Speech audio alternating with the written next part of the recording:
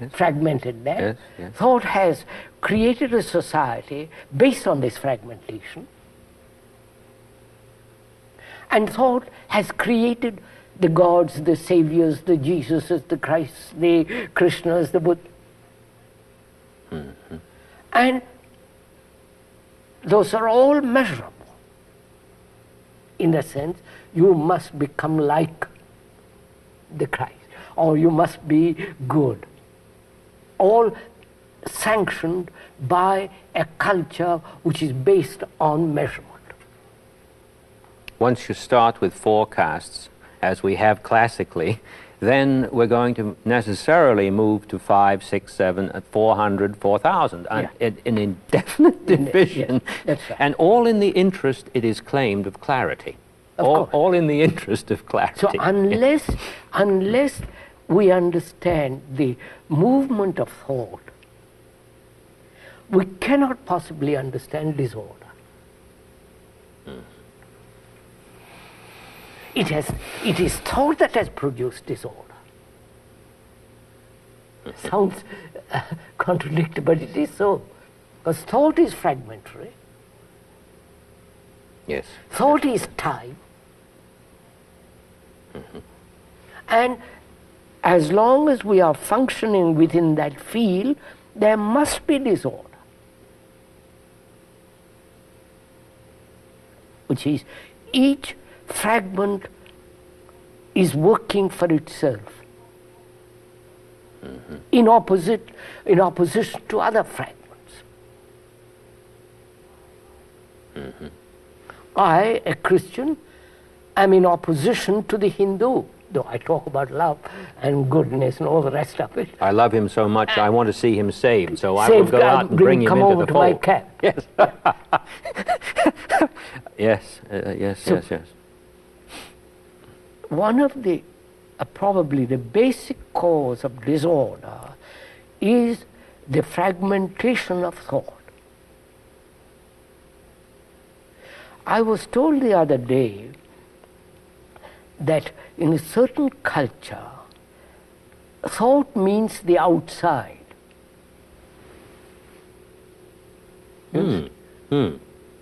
That's very interesting. When they use the word outside, they use the word thought.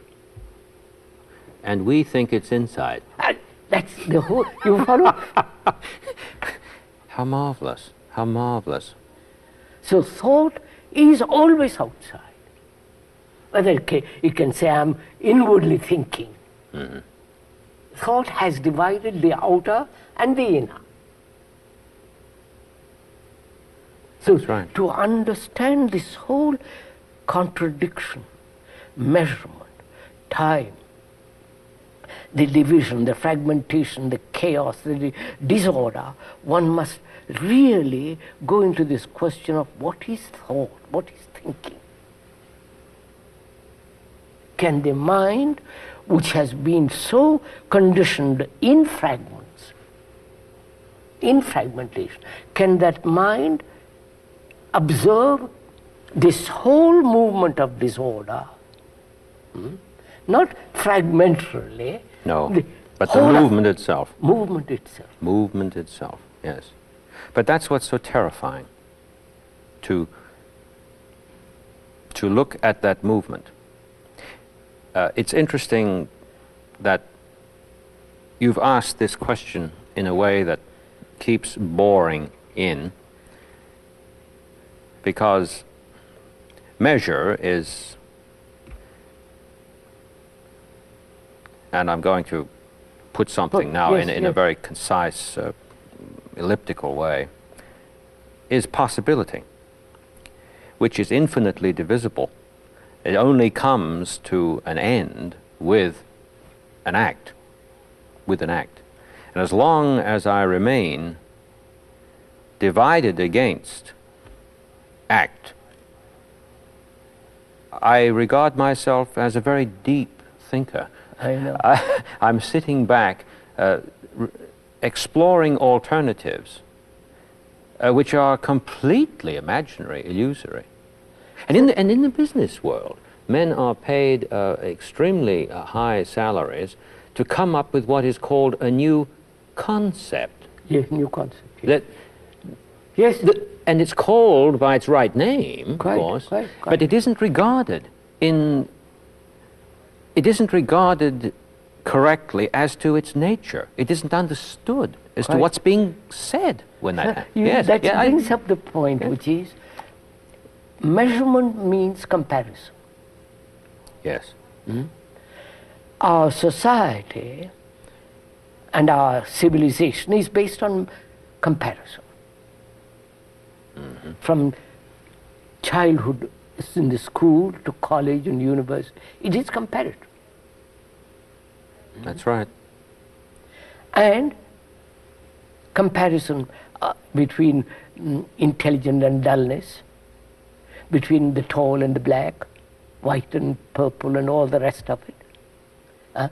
Comparison of success, in success. And look at also our religions. The priest, the bishop, the hierarchical outlook, ultimately the pope or the archbishop. The whole structure is based on that comparison, which is measurement, which is essentially thought. Yes. The Protestants complain about the Catholic hierarchy, and yet their scripture, their Bible, is what some Catholics call the paper pope. Of course. Of course, yes. With the very rejection of something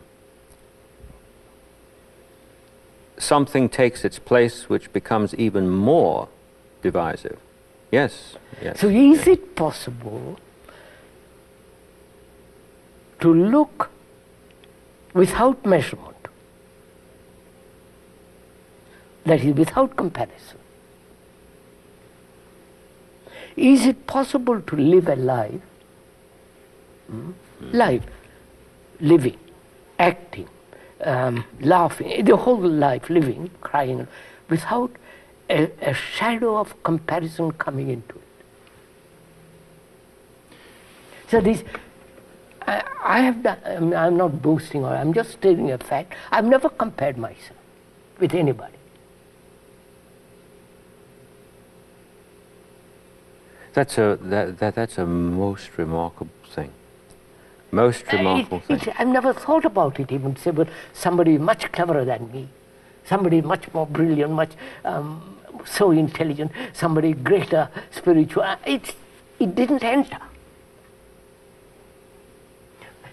Therefore, I say to myself, is measurement, comparison, imitation, are they not the major factors of disorder? I've had a very long thought about what you said a few conversations ago about when you were a boy, and you never accepted the